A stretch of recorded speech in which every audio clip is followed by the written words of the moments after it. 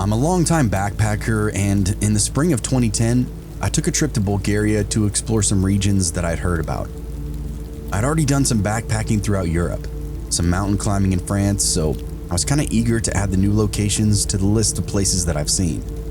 Specifically, I learned of a new province in Bulgaria called Montana, which will be familiar to almost any listener from the States. Montana is a word from several other languages across the globe. It means mountain.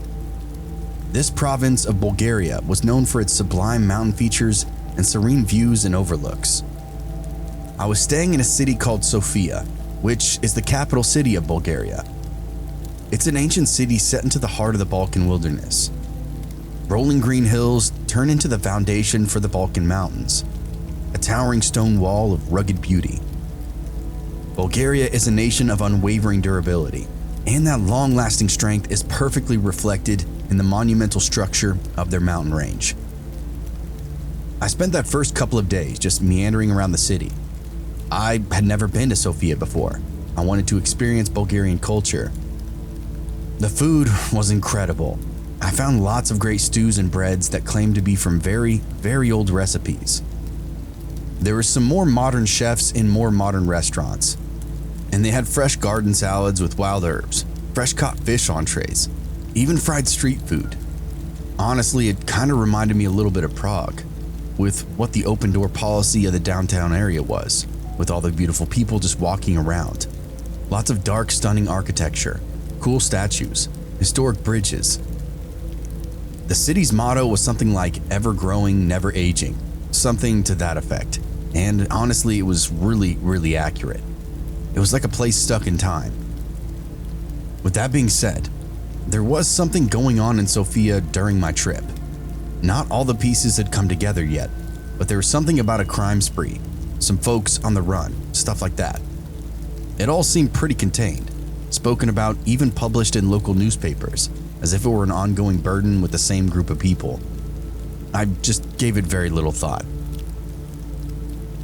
When I started speaking to folks in the area about my interest in backpacking through the Balkan Mountains, I had some very stern fingers wagged in my face.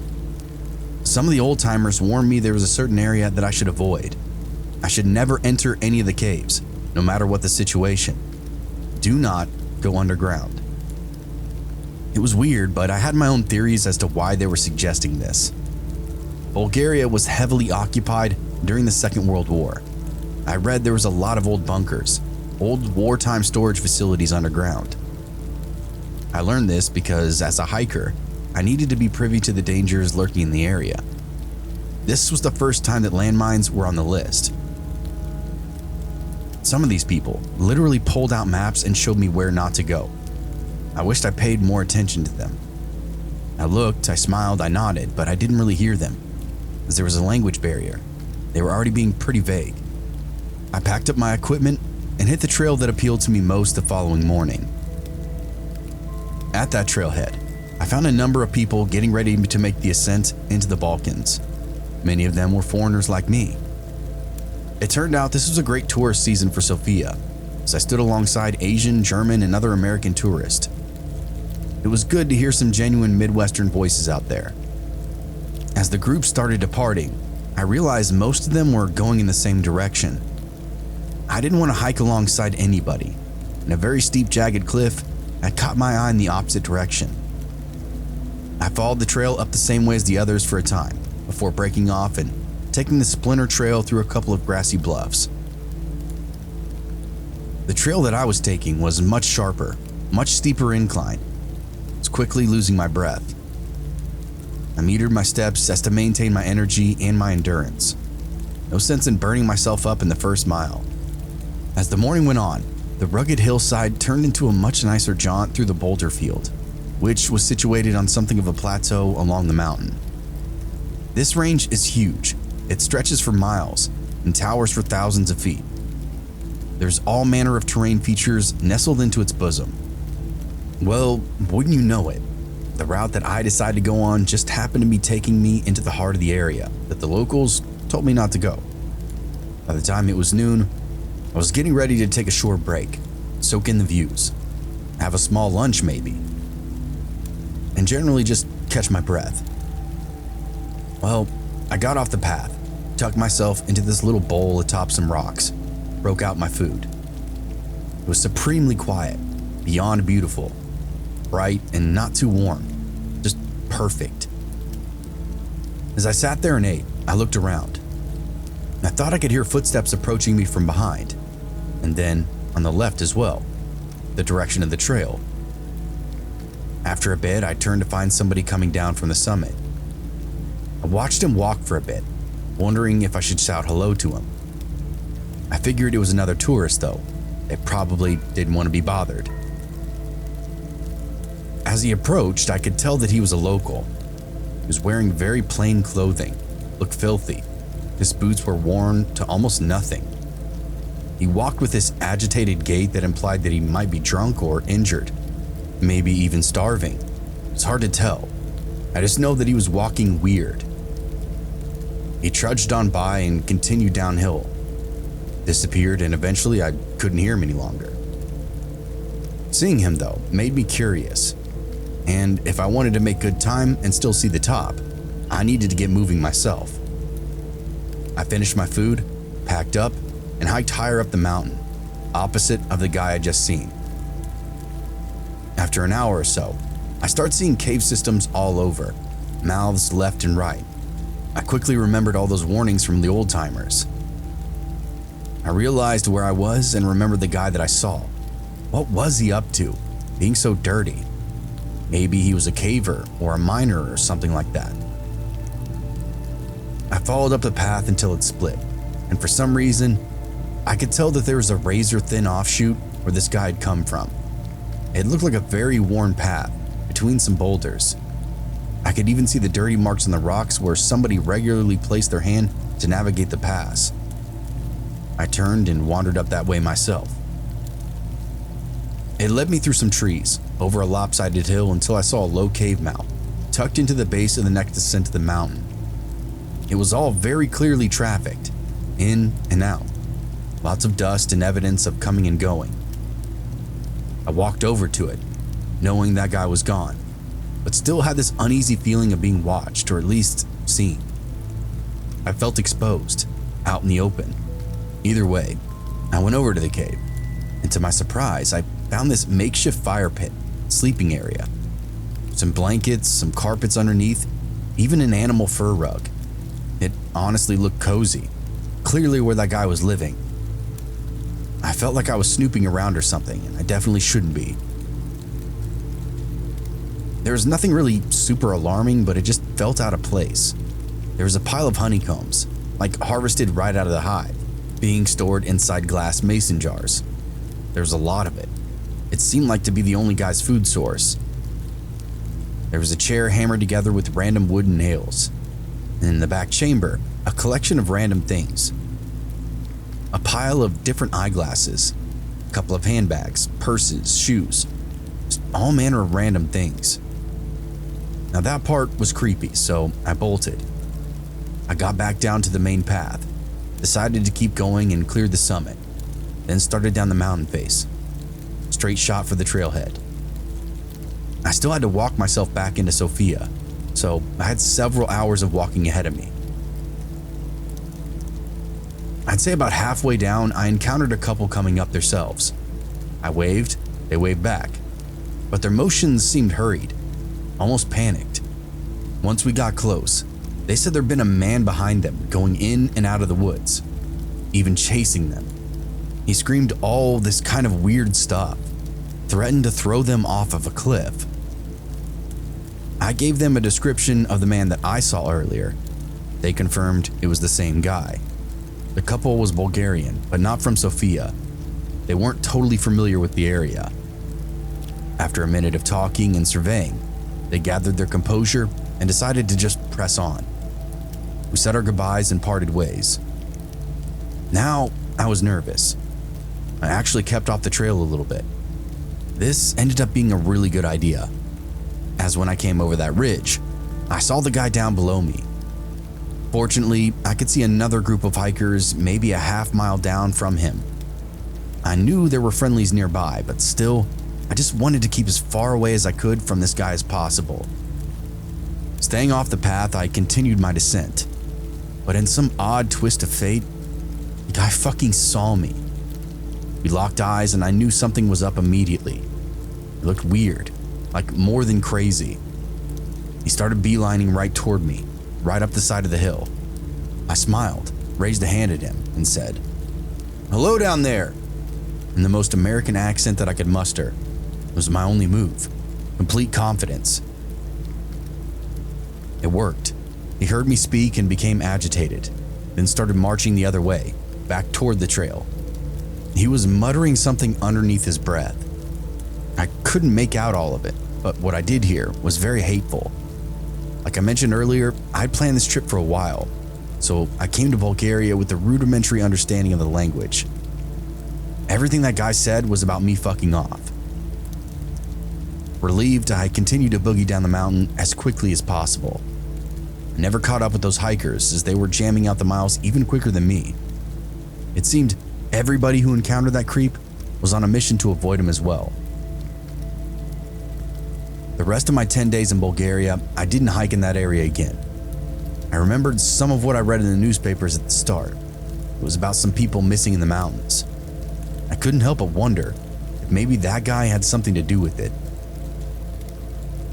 The next year, a man was arrested for the murder of at least one woman. His preferred hiding spot was deep in the mountains, in a cave near the first hiking trip, and I'm pretty sure that I saw that guy. I was a young university student in 2009, fresh-faced and brimming with excitement about my life in a quiet town of Vlado. I hadn't been born here. I had moved here from a similar small town called Zeman to start my studies and in the process, moved in with my grandmother in this old house at the edge of town. Zeman was further west, and I needed to be close to Vrasta for my program. Also, Vlado was as close as I could get without paying rent. I had a daily commute of 90 minutes on the railway. The house was small and creaky, but had its charm. An almost fairy tale quality enhanced by the stunning views of the Balkan Mountains that framed a horizon like a grand green tapestry. Every morning, I'd wake up to the mist curling around the mountain peaks, and every evening, I'd watch the sun dip down below the ridges, casting the whole sky in shades of crimson and gold. Bulgaria is beautiful, but this was a true storybook living, and I fondly remember those days. My days followed a comforting rhythm: classes at university, afternoons spent in the company of friends at the local cafe, and quiet evenings at home with my grandmother. She was a warm, gentle soul who would brew tea and tell me stories of her own youth, stories that seemed to merge seamlessly with that serenity of the landscape just outside our window. I'd call my parents occasionally back in Zeman from time to time, sharing tales of my small town adventures and the idyllic life that I was currently leading. I didn't tell them about those late nights getting drunk with my classmates, but I'm sure they had some kind of an idea. But then, one day, that idyllic routine was completely shattered. I'd come home after a long day, anticipating that usual tranquility of the old house, perhaps even a good meal prepared by my grandmother. I had a lot on my mind and a pile of assignments, so I was kind of checked out. But as I rounded the corner onto our street, I saw something that froze my blood. Yellow police tape fluttered ominously in the breeze. Traffic cones were strewn across the roadway. Police officers in dark uniforms swarmed the area, their voices carrying this undertone of urgency. There were small groups of onlookers, as they clearly were not letting anybody through. My heart was pounding in my chest. I sprinted up the driveway, my thoughts racing the whole time. Had something happened to my grandmother? Had she fallen or some kind of accident? My steps quickened as I reached our street, but the sight that greeted me next was far worse than any fear I could have conjured up. I approached a cluster of onlookers who all gathered at the edge of the police cordon. I caught fragments of hushed conversations, my name in a few of them. The whispers grew louder, sharper, more incessant. A woman had been murdered in a bungalow across the street. My initial shock was like a cold slap to the face. This was Vlado, a small, close-knit community. where the most exciting thing that usually happened was a neighbor's dog getting loose. I managed to squeeze through the crowd and make my way to the bungalow in question. The crime scene tape glowed starkly against the dimming sky, creating a grim boundary between the normal world and something far darker. The bungalow itself was a modest, picturesque place, an irony that stung sharply now, given the horror that had just occurred within its walls. This was as close as anybody could get. The policemen quickly ushered me back to the sidewalk. They weren't taking any chances, had very little patience, and actually threatened me for crossing the police line. I didn't say anything, it wasn't worth the trouble. I simply rejoined the crowd and waited for the order to be admitted to the neighborhood. The victim, a woman who'd been alone when it happened. Her family hadn't arrived until the following day. It turned out that woman was part of a family who only used the bungalow on weekends and holidays, part-timers, but still, a family my grandmother knew. They came to stay often and were always friendly during their visits. Personally, I hadn't met them though. The woman had come early to prepare the house for her husband and her daughter. I imagined her excited, hopeful, setting up the place for a weekend of familial warmth and togetherness, only to meet a brutal end instead. On top of that, I wondered who it could be. They didn't have anybody arrested yet, so in theory it could be anybody. I suddenly understood why they were being so harsh on the onlookers. From what I understood, she'd been killed the day before, after a somewhat bizarre phone call home to her daughter. After not answering the phone on the following day, the woman's husband and daughter came to check on her, only to discover her dead inside the house. Her body was desecrated, a cross carved into her forehead. One of her breasts were ruthlessly removed. It was horrific and not something the village had ever seen before. As the days continued to pass, I tried to piece together the fragments of that story. The local news was abuzz with all the details. Detectives had been brought in from Sofia, and the town was gripped by a mix of fear and curiosity. It was a long time before a man was apprehended.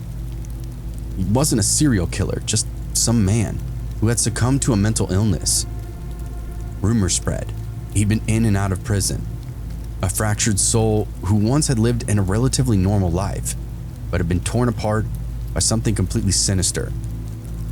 He became a squatter, a hermit living in the nearby caves, his existence marked by aggression and violence. He wasn't caught until 2 years after her death. His traceless existence in the mountains made him nearly impossible to find. The whispers of the man, later dubbed the killer from the cave, traveled through the town like a chilling breeze. It was said he'd snapped completely, driven by some dark, unseen force. I heard from one of the officers, a friend of my grandmother's. He lived for years inside those caves, a wild-eyed figure who appeared only at the edges of the forest, and the lives of those unfortunate enough to cross his path. The atmosphere inside Vlado Trikov never really returned to its old self. The air seemed to be heavier now, the shadows even darker. The people who lived in the neighborhood became more guarded, their conversations hushed. The memory of the murder lingered like a ghost among us all, an unwelcome specter in the everyday life of that town. I didn't follow the case closely after that. The initial shock had just receded into this quiet, gnawing discomfort that I preferred to ignore. I learned later the man, the killer from the cave, was not a figment of some collective paranoia, but a real threat who disrupted the lives of so many. His capture was the end of one chapter, but the unsettling nature of his existence left an indelible mark on the community.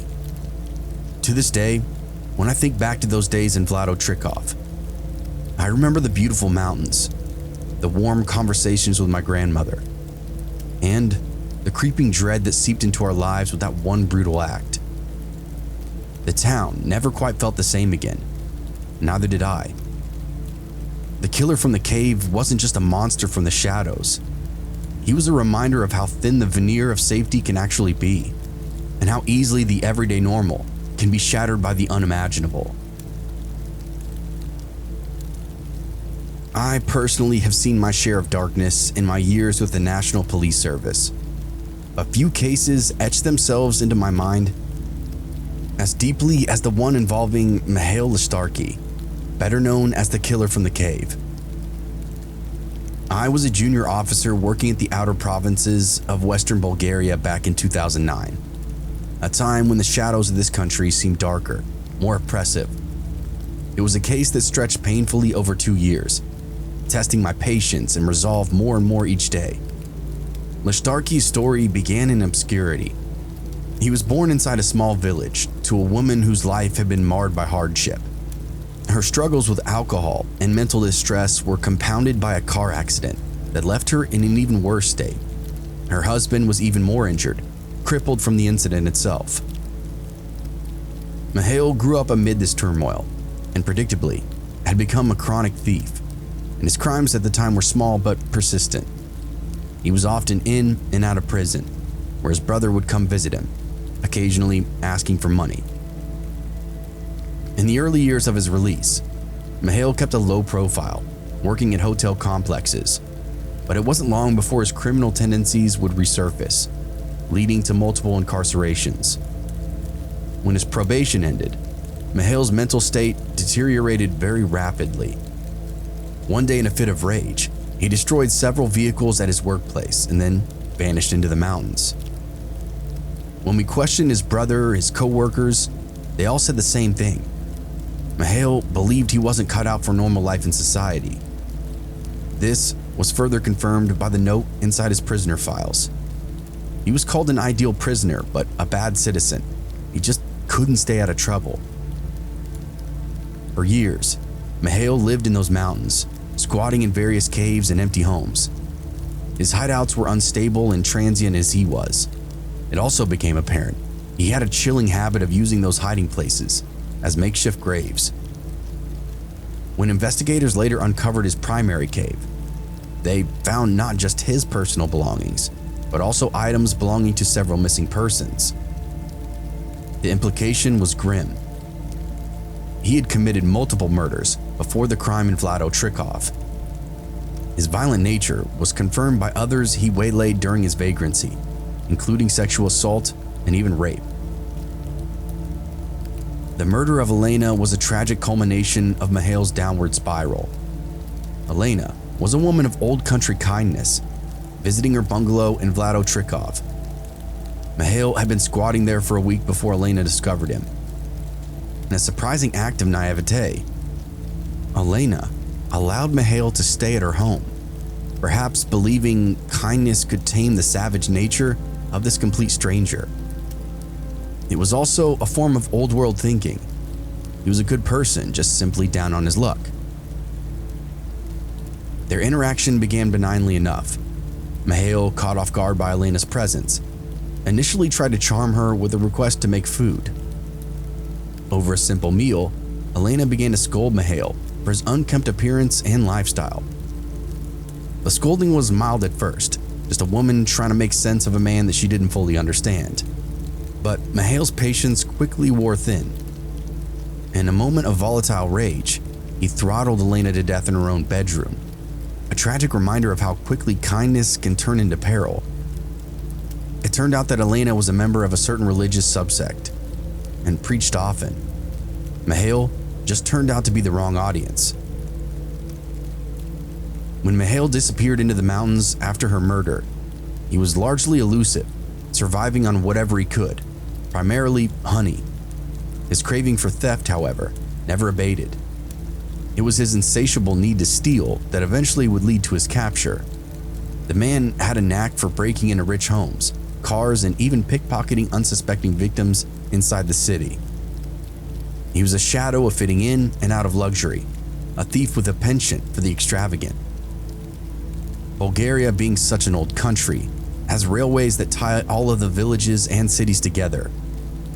Mihail was able to drift in and out of all manner of communities via these rail systems, sometimes even hopping on trains in the middle of the woods. He was crafty, stayed off the radar, was nothing but a ghoul to the NPS for 2 years. Our task force was assembled to track down this elusive criminal. We sifted through the surveillance footage, piecing together Mihail's movements. The video evidence showed him repeatedly appearing in the same affluent neighborhoods, his face gradually becoming familiar to us. Now with this information, we focused our efforts on searching the mountainous region where Mihail was rumored to be hiding out at. Hikers and transients had encountered a strange man in the mountains, and all the reports were pretty consistent. Everything was beginning to come together. The search was exhaustive. We combed through an endless network of tunnels and caves, each one more treacherous and claustrophobic than the last.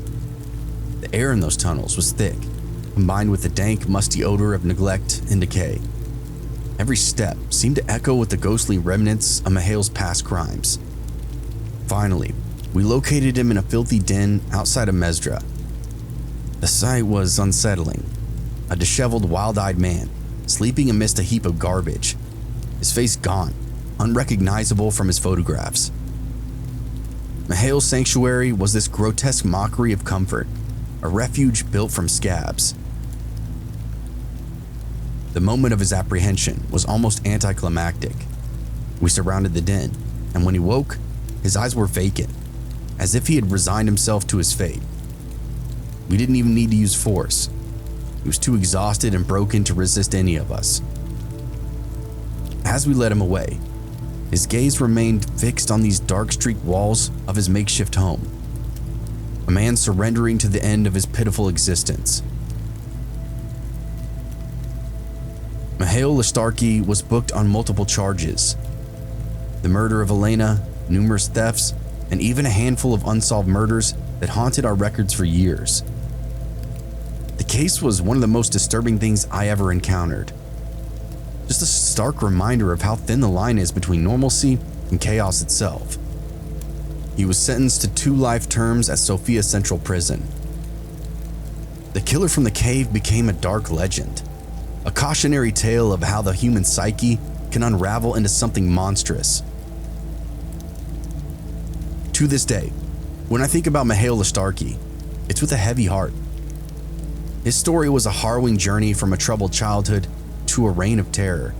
His crimes a haunting reminder of the fragile veneer of civilization.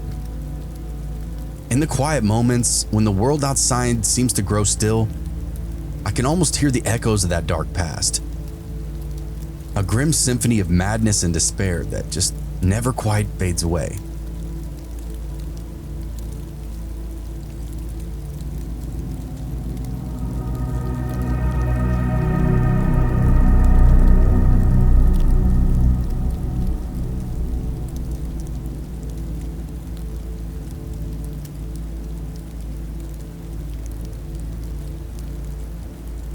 For me, the scariest time ever caving was when we had a sudden water surge and weren't sure if we'd be able to make it out.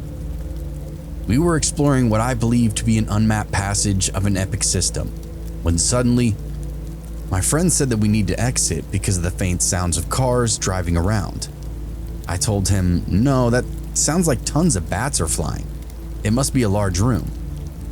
He then replied, no, it sounds like an airplane flying overhead. I started to reply to him, dude, we're in the middle of nowhere. No planes fly this close to the ground. When my heart literally fell out of my chest as I realized what was about to happen. We were exploring something I believed to be unmapped. We were expecting to find an exit to a cave at any moment. We left our bags behind as we saw signs of a nearby cave exit. I jumped parkour style back down and was about to book it back to that large area of the cave, when I realized we'd have to go through this relatively long crawling area. We would not make it up in time. We'd be fucked for sure. I turned around and yelled to him, hey, we gotta climb up to that huge area over there. The roar of the water got louder and louder, and I knew we had little to no time. There's a large dome room higher above us that was bone dry. Didn't have any evidence of ever flooding before. In my mind, it seemed like the perfect place to get the hell out of the way of whatever was coming. We moved over to this small room, squirmed through a tunnel, and then spilled out to the highest point, at the foot of a domed room. A moment later, the water surge began pouring in from above. got very cold. For a minute, we watched the water levels rise in the room, and I prayed. I told the girl that I was with that I loved her, something I've been wanting to tell her for a while now. After a minute or two of just sitting in helpless panic, we realized the water was not going to rise any higher. We realized the water was flowing out. There was no flood risk. It was exactly as I envisioned. We might be trapped due to a sump, and getting hit by the water surge on a climb wouldn't be bad, so we were okay. We spent that next unknown period of time talking about how we would be missing work the next day, how 2 people I told would attempt to make contact and fail, how a villager would let us park the car in the middle of his field, how he noticed that the next morning was still there, how the rescue team would have to put things together soon, how they would go first to the wrong way in the cave because they'd fall that big and obvious way, then later realize we made a tight turn into a new section, how we could drink the water to survive. It was a very creepy quantifying all those pieces of our potential death right there in real time. What was shitty was we left our bags at the entrance of the cave. We weren't expecting it to continue for so long and then open up into something so big and impressive. We also saw signs that an exit was nearby and was generally moving up, so we expected to find an exit or a shaft entrance sooner or later, so never returned to grab the bags. The other way was bigger and more obvious, which we were planning to explore more of. That was the plan, but got carried away into this new section. This led to a fear of our own battery life, and it was limited. Every second with the light on was very dangerous. If we had our packs, we'd have plenty of snacks, 1 to 2 days of food and water. We'd have a space blanket. We'd have plenty of light for a week, at least on low. We'd even have a change of socks, underwear, if we truly got stuck down there for a long period of time. Now though, we assumed those packs were long gone, swallowed and digested by hundreds, if not thousands of gallons of water crashing throughout that cave system. So we just sat there in darkness and listened to the sound of the raging water coming in from above and passing below. We huddled together and tried warming ourselves up. We would not freeze to death, and soon the rage would turn into a trickle, and then it stopped. For how long we waited, I can't really say. Then there was a debate about whether or not we should follow a dry passage that goes to the exit of the cave out, which was uncharted and new, or if we should just take that same way out, but risk getting shot by a water surge. This passage, a mere chute between some boulders, appeared to lead somewhere that we hadn't explored yet. It was also free of water. I ran a quick survey of that new dry passage. I'm fairly certain it reconnects via an upper way, where we all started. But there's no certainties in connecting cave passages. It went on for so long. I got so far from my partner, I couldn't hear her. It took me to a room that was huge, pristine, no signs of anybody having ever been there. But perhaps the local villagers had been there. I just couldn't find anything like arrows, footprints, or trash. It seemed untouched to my eye. Eventually, we decided that while it would be better to explore that perfectly dry way out of the cave, we had limited batteries and light, so we had to take the waterway out. To our total surprise, my partner and I came around a corner, crossed paths with another team, 2 other cavers down there in the dark. They were soaking wet, explained they also got caught in that surge, now were desperately moving for the surface. They had a pretty good idea of the way to the exit, so we fell in line with them. One of the cavers, a man, was particularly ballsy, volunteered to scout out ahead of us and find safe zones through the surges. Because I was the one to realize it was a water surge, I had to be the last to listen again. Lead man would run or crawl fast down tight passages, find safe zones. He'd yell back, "Safe haven." Person 2 would hustle as soon as possible to the water line, get to the safe platform. I would have to go last. The trickle of water made it hard to hear whether or not there was another surge coming, but we knew the water wasn't far behind. As we navigated that cave system, we could actually hear people yelling down tunnels, see lights beyond deep in the chasm, what looked like miles away. There were other teams caught in the chaos down there as well. Some of them up to their necks in water. Also, I'd surveyed upstream a bit. I saw that there was water flowing in, but leaving via another way. Would this be another way to reconnect the lower wet passage out? Maybe. Also, this means the water surged so intensely that it shot over a barrier that I saw, where the water was flowing out. This was a bad sign, showing us just how strong that water pressure was. If we were to get caught here, there would be no getting out. The current would simply just take us deeper underground. We continued on with our strategy, an absolute fucking fear that a water surge would come and smack right into us. Then we'd be sent into Big Boss. Big Boss was the tight crawl that we had to enter in order to get to this new section of that uncharted cave. The rest of the cave was so large you wouldn't need to be afraid of the water, as well as the main way that we were planning to explore. This way, we weren't sure if it was sumped, and from our memory, it was 5 minutes of painful crawling over rocks. And while it was wide, it was not tall, so a water surge could be very deadly. If you got into Big Boss and got hit by a water surge, you'd be done for. To explain that tunnel properly, I'll make a comparison. It would be like laying down and crawling underneath your bed for several hundred feet. It isn't as tight as a mouse hole, as you can stretch your arms out in either direction, but you are sandwiched between two stone sheets that are only 18 inches apart. Once we got to Big Boss, we propped up on our last safe ledge of dryness. It was the big moment. Return to our safe room and wait for rescue, or push down Big Boss and return to the main large chamber that we knew for sure would be safe enough. Also, our packs were at the end of Big Boss. If we could get there, we'd have safe water, food, etc., and an easy way of getting out of the cave. That was, if they were even still there. Lead Man was just fearless of water. I don't know that he's had experience in raging water. I have. I've been pulled out by the riptide in the ocean. I've drowned a dirt bike off-road when water levels rose. I lost control in the flooded stream. I fear water, not because of fear, but because of my deep respect for her and her absolute power when she chooses to strike. There's a scary reality inside Big Boss. If a surge hit, we wouldn't just be drowned, we'd be skinned alive, literally. The close proximity of the stones and pressure of the water would peel our skin off like a latex glove. I let Lead Man push on. He decided he would check if Big Boss was flooded or not, risking a water surge forcing him into the sump if that was the case.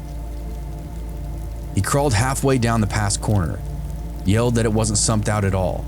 Turns out, Big Boss did have an outflow, and we could do it if we didn't get hit by a surge. I just yelled out to him, "Keep going!" I ran far back, deeper into the cave near that last safe ledge. I yelled for the team waiting for their Big Boss attack to be quiet. I listened carefully, heart pounding, holding my breath. "Go, go, go, go!" I yelled.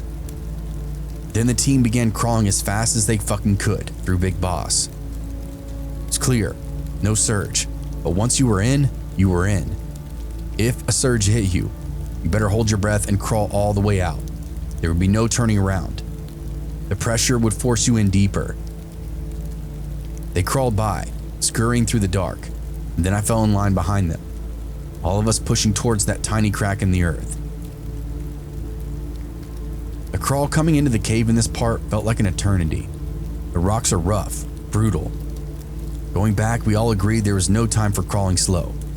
We agreed to bruise and cut the fuck out of our bodies, because a water surge may not be survivable.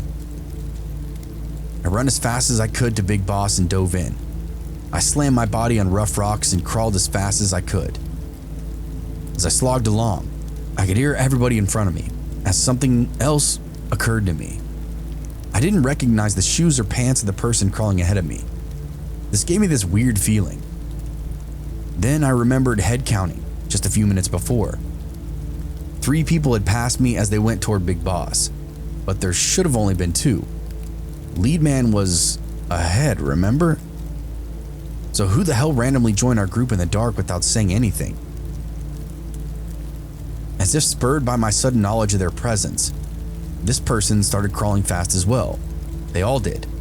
I even found myself lagging a bit behind. I powered on, caught up, found out it was my partner ahead of me now. It just didn't make any sense, but because of the wide nature of the crack, you could in theory pass somebody on the crawl.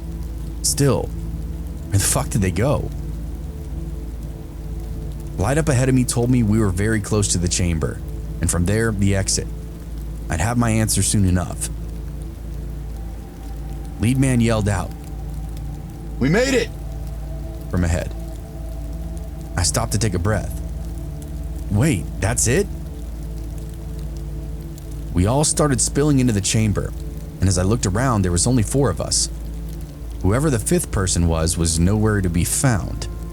I asked everyone if they saw anyone, to which they shook their heads like I was completely crazy.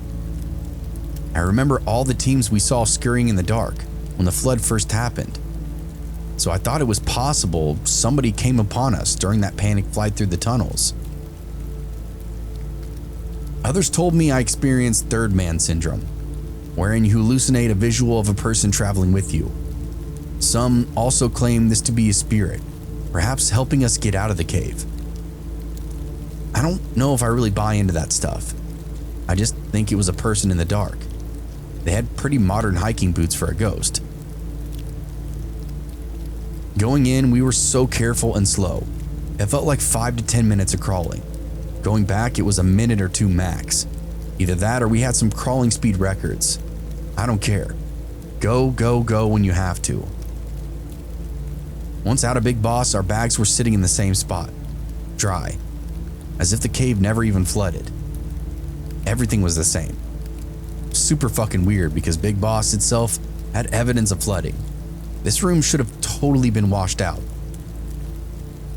Just grabbed our bags and hustled on without any questions. We got out of the cave past our call out time, but it was late at night, and notified everybody. Rescue likely wouldn't have been mobilized till the next morning anyway. We really dodged a bullet. I think I might have undiagnosed PTSD from this event, because things like waterfalls and rivers make me lose my shit, give me panic attacks. Sometimes even up on mountains, the sound of wind makes me feel like something is coming. I get that sense of doom. We made a series of mistakes going into that section that led into this situation.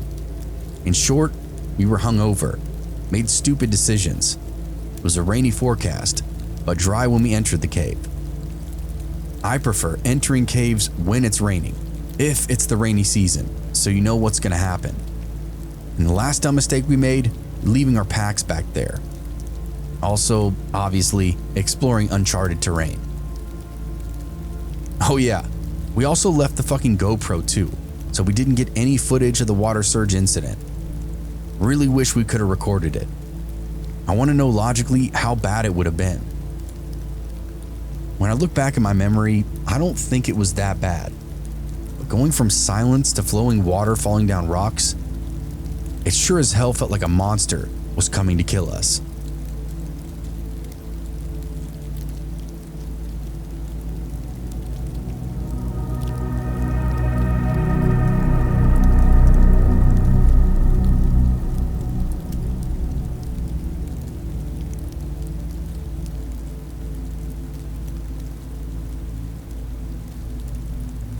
I've been caving as a hobby for several years now. Nothing really creepy ever happens caving, but I have been in some dangerous situations which have left me questioning my sanity, or the sanity of those around me. Very, very few people have run into anything traditionally scary. There's not a lot of weirdos or serial killers that deep underground. No chance of being abducted. It's mostly just the danger of falling, getting stuck, or even going a little bit crazy. I've seen more than one person lose their mind a full mile underground. So I used to cave with a gang of people from our university club, but I had been out of university for a few years now, and had just been kind of doing my own thing. Well, one weekend, me and my friend, let's just call her Jane, decided we should go on a little trip to a cave with these guys, you know, see how the old club was doing. The club that taught us how to cave, and we in turn taught the new guys when we were the oldies. It was a pretty cool natural cycle to be able to revisit the original unit that had gotten me started. The specific club had been operating out of that college for decades, all the way back to the 60s or something like that. And so, I'd seen generation after generation set out to conquer all of the local chasms. Each generation had compared itself to the last, and of course, the up-and-comers. Some of these generations accomplished a lot, even secured money to keep the club running. Others were just party people, and didn't run the same tight ship as the others. Usually, these waves would bring the club very close to ending entirely. The weekend was planned out for 3 days of exploring. We got out there and set up a shared base camp. It was composed of several tents, a kitchen area, and everything a dozen people might need to exist for a few days out in the woods. This was a usual spot for the club, as it allowed access to an entire network of different cave entrances, all across the mountainside. Club members had been camping in the spot for over 50 years. So anyway, everything is going okay. The group seems knowledgeable, so me and Jane go off caving on our own for the very first day. It was a low-key little excursion, only mucked around for a couple of hours before getting back to camp for true relaxation. We knew if we got back early in the afternoon, everybody would still be caving, leaving camp to just us. We like to read, give each other back massages, and all kinds of restful stuff. It's half the fun after busting your body up underground. Well, to our surprise, the afternoon then turned into evening and nobody returned to camp. Only after the sun completely went away did we see their flashlights bumbling through the forest. They were laughing, talking, and all in good spirits. As they meandered into camp, we welcomed them, showed them we had a small fire and dinner made. The group explained they were simply coming back to resupply before heading out to another cave. You have to remember that cavers don't really care what time of day it is. I knew one guy back in the day who worked a lot, so the only time he could go was at night. I thought that was crazy at first, until I remembered that it's always night underground. Even if you go at high noon, the cave itself will be blacker than midnight. The time of day doesn't matter to many of us. As they explained their plan for a late night cave trip, it started to rain a bit on us in the dark. Well, that evening we decided to join the group and cave with them in a system near that campsite. Jane and I had already been resting for a few hours, so we actually felt a little bored. Wanted to do something now with all this energy. Now that it was raining a bit though, I started to feel a little uneasy. But to be honest, I never voiced my concerns, I just kind of went along with it. We all rekindled our supplies, checked the flashlight batteries, and made for the mouth of the cave.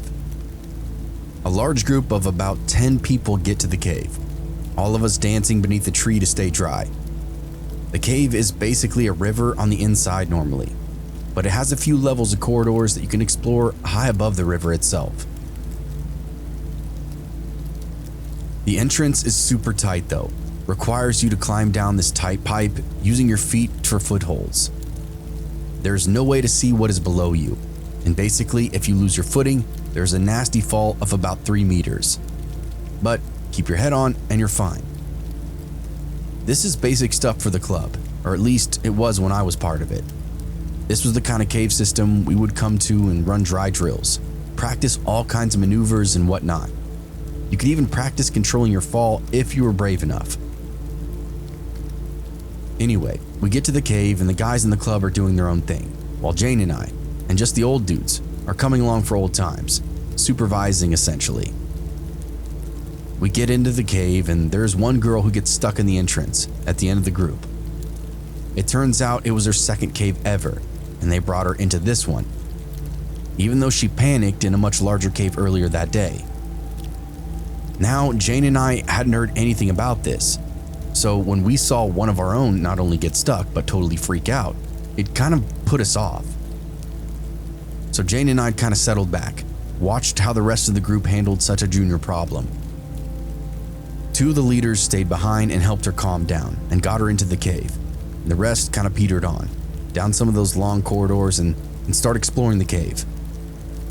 I thought this was a little odd. I mean, wasn't that the worst way to handle it? But generally, leaders want to keep their teams together. If you have a rookie in the rear, you want to have the rest of the group keep track of them, even hype them up. A little confidence will carry a person a long way. I asked the leader of the group, a girl I had thought knew how to cave. I asked her what time it was. She tells me she doesn't have a watch. My jaw proceeds to hit the floor. So then I ask her how she knows what time to leave the cave to be on time for the call out. I ask her how she plans to time the passages and switchbacks. I continue asking her a lot of questions and keep circling back to the call out. A call out is arguably the most important thing when you're caving. It's when you let somebody on the surface, even your buddy who you ring, know that you and whoever else are going inside a cave and will be out at this specific time. Without a call out, nobody will know you're missing for days and have hundreds of caves to check. So if you don't call when you're supposed to call, that person has instructions to start contacting authorities. We could get topside and find a bunch of cops looking for us. Anyway, the leader of all these sweet innocent beginners tells me she did not leave a call out or bring any first aid kit or any safety equipment. I have to hold my cool because I don't want the others to panic, but I tell her quietly, I am now the call out. Be out of the cave at this time. I give her my watch and start back towards the entrance. At the entrance, 2 other leaders are sitting with the girl who got stuck earlier. They managed to get her into the cave and are just sitting with her. I tell them the situation, tell them I'm leaving. They tell me and ask me to get an SRT kit, basically ropes and a harness, just in case the panicked girl needs to climb back up. So I do just that. Honestly, it was the first logical task I'd seen this club even put into place, so I was happy to be the one to make sure it got done. Now, the area that I refer to as the entrance was really just the first chamber. As I left them behind, I moved into the final passage that would lead me up to the makeshift stone chute ladder that would bring me back to the surface. This was several hundred feet, a good 10 or 15 minutes of navigating the dark. As I crept through the passage, I saw light coming from the room ahead, the last room before the chute. I hollered out an incoming, and as I did, the light clicked off and I didn't really think anything of it. I finally got to the entrance for that room. I was expecting to find some people inside, but there's nobody. No light either. Whatever I'd seen before either turned off or went the other way. Whatever I'd seen before either turned off or went the other way, or was purely just a figment of my imagination. Being a longtime caver, I knew that with the stressful situation at hand, there was a possibility I was just seeing shit. But as I moved through that room, I could literally hear somebody else in there. I could hear them moving along the furthest rock wall, shuffling feet, hand slapping the rock. Instead of lighting them up with my hand light, I turned my headlamp over and, to my surprise, there was still nobody there. What I did see, though, was a small fissure in the wall, just big enough for somebody to squeeze through. Honestly, in all my years of exploring this area, I never even noticed this crack in the wall. It was very dark and very subtle in its location. Again, I just assumed there was another team, unknown to us, and they were off on their own adventure. I pressed on, exited the cave, and headed for camp. I get back without any trouble. I start gathering the supplies that I thought the team would need. To my horror, I found the equipment that the leaders had brought was the bare minimum. If they had found themselves in any kind of seriously dire situation, they'd absolutely be dead, and I mean that very seriously. Realizing that I needed to bring something extra to the team, I started scrounging around for anything I could find. I actually found some extra gear in Jane's bag, and it came in clutch. A while later, I came back with the gear, which they did not have it all of, and I had to borrow some off of other cavers who were luckily near our campsite. They were happy to loan out the SRT kit over to me, as they were baffled at the state of my team that I was with. I explained that I would use it properly and return it first thing the next morning. The team offered to come with me to help with the extraction, but for some reason I turned them down. I think in hindsight, I just didn't want anybody else getting involved with such a shit show. I get back to the cave and find a few team members outside the mouth, peering down inside the cave system. I have an eye on them as I'm walking up. They seem flustered, freaked out. Sure enough, as I move to the clearing just before the cave, they turn and jump at the side of me, like they were expecting something else. "The hell is going on?" I ask them. "There's somebody out there," one of them says to me. A club member, not a leader. "Where's Jane at?" They both simply pointed down into the chasm. "All right," I said. "Now, who is out there?" This is when they both go into hysterics. They say the team collectively turned back and started to exit. They started hearing weird sounds. This freaked the leaders out right away, and they started ushering everybody out as quickly as possible. During the scramble, Jane got separated as she was bringing up the rear, and then they went back to look for her. She came screaming out of a passage, telling everybody to run, and that's what really kicked off the panic. As everybody did their best to calmly reach that last stretch of the corridor, they could hear someone chanting in the dark behind them. I hand over all the spare equipment to the fellows at the cave entrance. I tell them to remain here, topside, until given further instructions. They agree, and I quickly descend back into the darkness. The whole time, I'm climbing down feet first. I'm expecting something to grab my feet, yank me down into that abyss. Instead, I get to the bottom and find one of the leaders. She's giving out nervous instructions to one of the members. I literally cut her off, tell her to be quiet, then let them all know I'm taking over the mission. Everybody needs to vacate the system, now. No more discussions, no more blindly plunging into the dark. They both nod and bite their lip, shamble back up towards the surface. I found the rest of them just a few hundred feet back, but to my dismay, no Jane. This was disheartening. I was hoping to get everybody out at once. I slowly file everybody by me, one by one, clearly explain the night is over and get back to the surface. Once they get to the top, remain there. Do not move until I reach them again. They all agree and toddle on by. That's when I turn back to the cave with my headlamp and flashlight on full blast. Start wading into the bullshit. I found Jane just another 15 minutes down through that tunnel. She was hiding behind this little gorge by the entrance.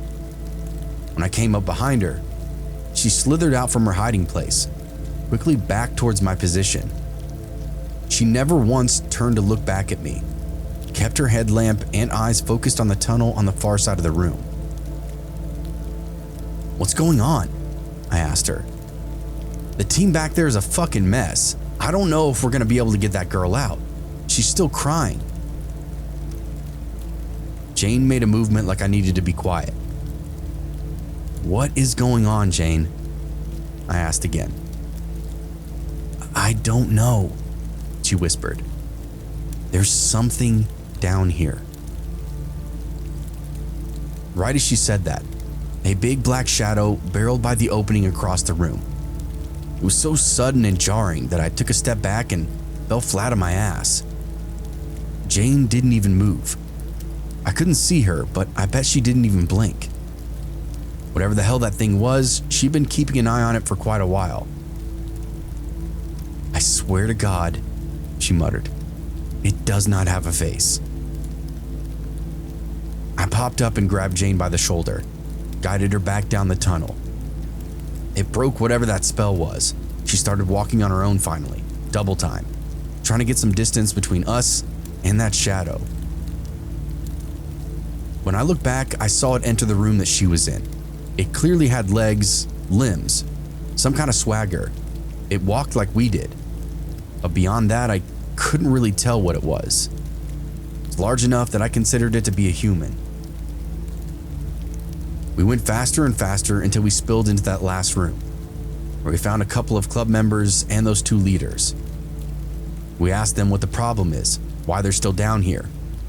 The leader explains there's another situation. They all managed to get out, but lo and behold, the panicking girl gets stuck again, and with the two leaders trapped below her, she's blocking the entrance. They harness her up and rig her to the anchor and try to secure her on a rope in case she falls, but she's wedged in tight. Then I get the news from the others. The cave is starting to fill because of the rain.